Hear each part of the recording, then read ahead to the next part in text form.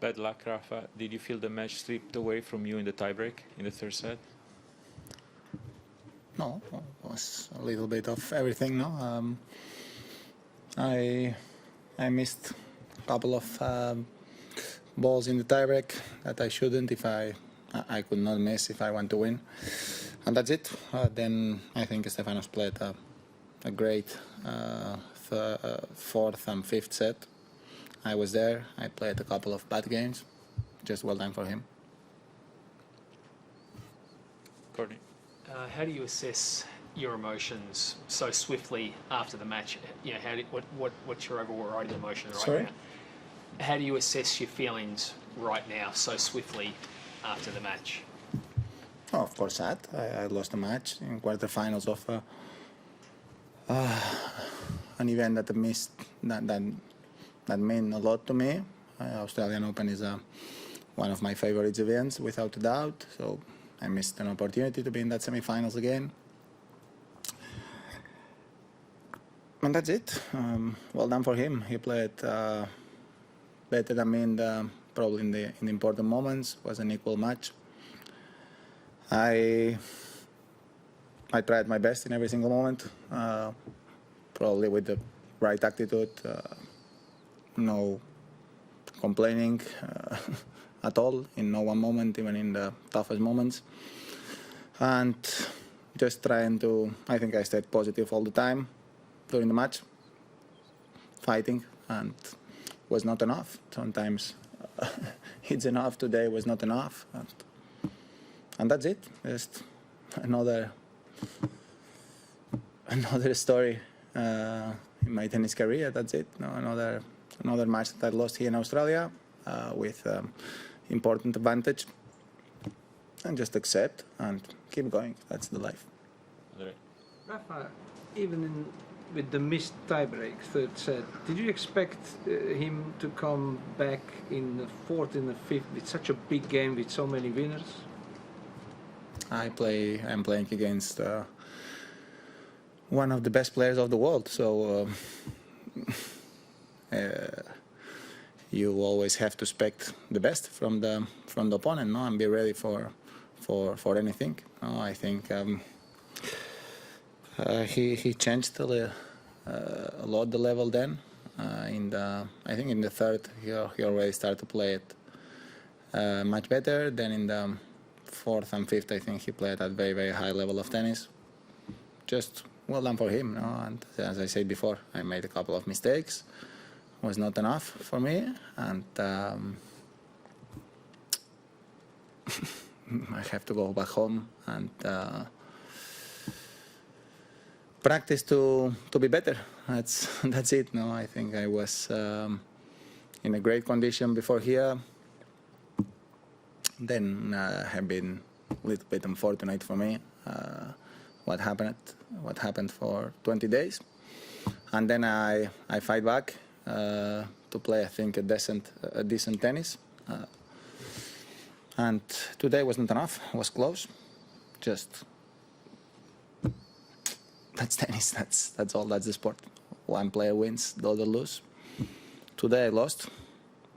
So the only thing that I can do is try to be better next time. And today, congratulate him. Rafa, was your back an issue at all tonight? It didn't look like No. it, but just to check. No problems with my back. Matt. Do you feel like kind of cursed by?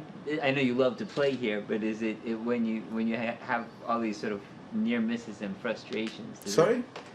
When I know you love to play here, but when you have all these close matches and frustrations here, does it start to feel like you're a bit cursed? You've had so much success elsewhere. No. Why? No. That's the sport. You know, sometimes things goes well, and other times the things goes worst. And unfortunately for me, in this tournament, I had more injuries than in the others, and then matches that you lose, like today, against one of the best players of the world, is something that happens. So, no not at all feeling unlucky for me, and not at all complaining about my luck here in Australia. Everyone have what deserves. Tennis is a sport that is fair, and I have what I deserved in my career, and probably here in Australia I had chances, but I was not able to convert it. So that's all. I didn't deserve more, and we can't find a lot of things or excuses or reasons, but the only reason is I was not able to convert the opportunities that I had in my career here since today. Next year going to be another year. Last one in the room.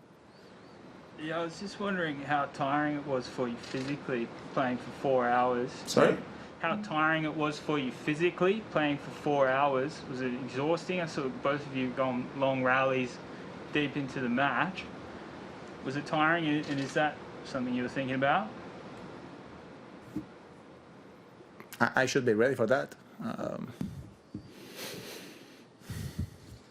I think my physical hold quite well.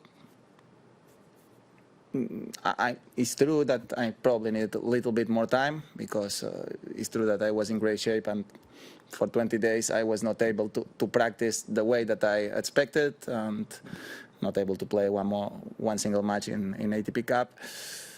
Yes, maybe this kind of stuff will help a little bit to be a little bit better physically, because if you play more matches and more practices against good players, playing sets, then you have better chances, to be better.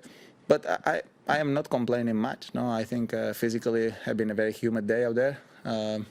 Physically I was not fantastic, but not bad. I was able to fight until the end, and that's it. No. The whole issue is I missed an easy match at the beginning of the third, an easy forehand with 2-1 in the tiebreak, and then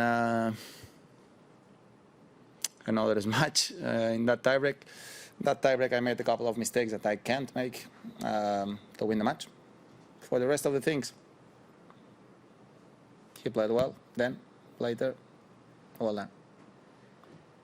Okay, we'll move to questions in English online. Willie with ESPN, first question, please. Hi, Rafa. Novak said yesterday, and Zverev said he agreed with him, that there needs to be serious consideration of the tour not having tournaments coming up with quarantines, and that a different approach might be necessary.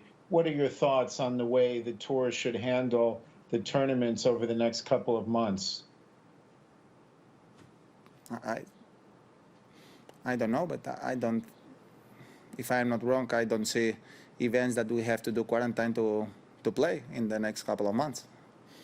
I am right or I am wrong? There is an event that we have to do quarantine before playing, because is okay. Yes, I agree. But there is any tournament that this thing gonna happen?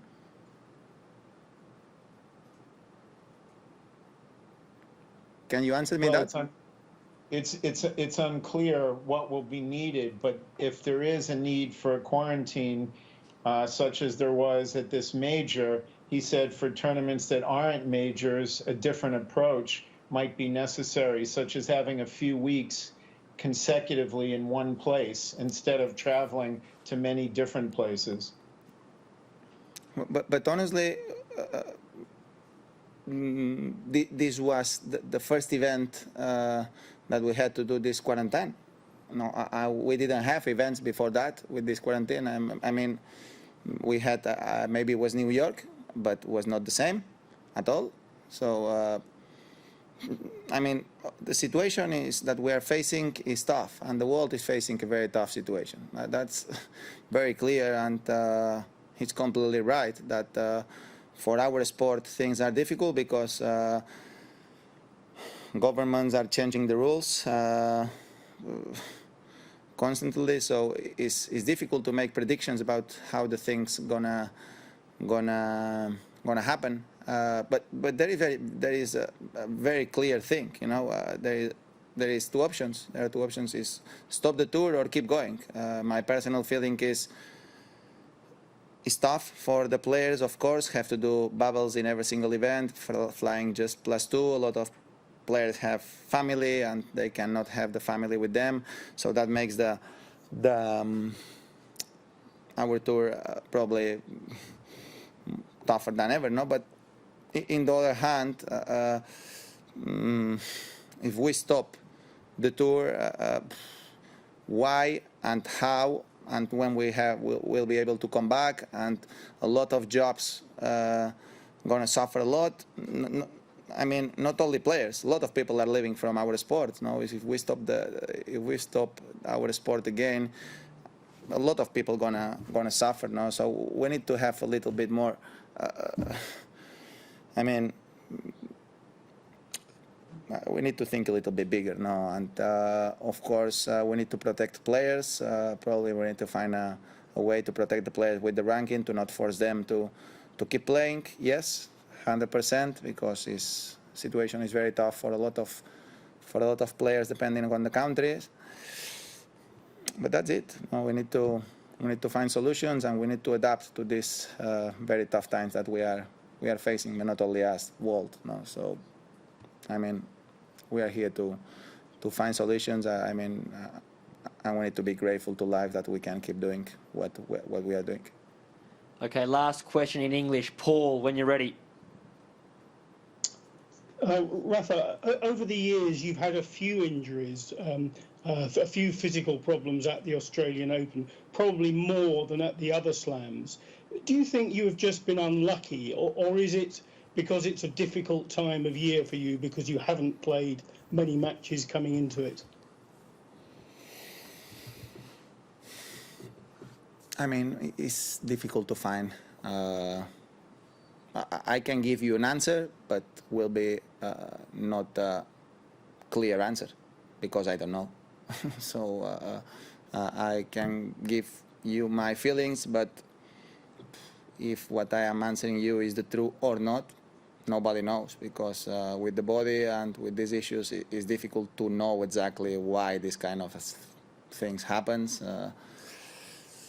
So the only thing that I can tell you is I always prepared the proper way to be ready for here, you know, and always have been a huge goal. I really believe that sometimes, yes, we can find a reason that because we were not able to prepare the proper way because I have been injured on December or this stuff, and then you arrive here with very short preparation, this kind of stuff. Yes, happened a couple of times. Another times, I mean, I probably have been unlucky, you know. 2014, for example, final against Babrinka. Why that happened in the final? No, after a great tournament for me and a great preparation. No, why? I mean, I don't like to say unlucky, but why? I don't know. We can't find a reason. No, or today, I mean, this time. Why I had for 20 days the back very stiff and I couldn't practice the proper way, I really don't know. We can find excuses or reasons, or maybe this quarantine that we need to be more time in the room than usual. Yes, maybe, but I mean, I am not the guy that I'm gonna find excuses on that or gonna complain about what happened. No, just accept. I never considered myself unlucky person at all. It doesn't matter the injuries that I had. I think I am a very lucky person. And the only thing that I can do is just keep going. And I put myself in a position, even the challenges that I faced, that I was in quarterfinals with two sets up, close to being that semifinals.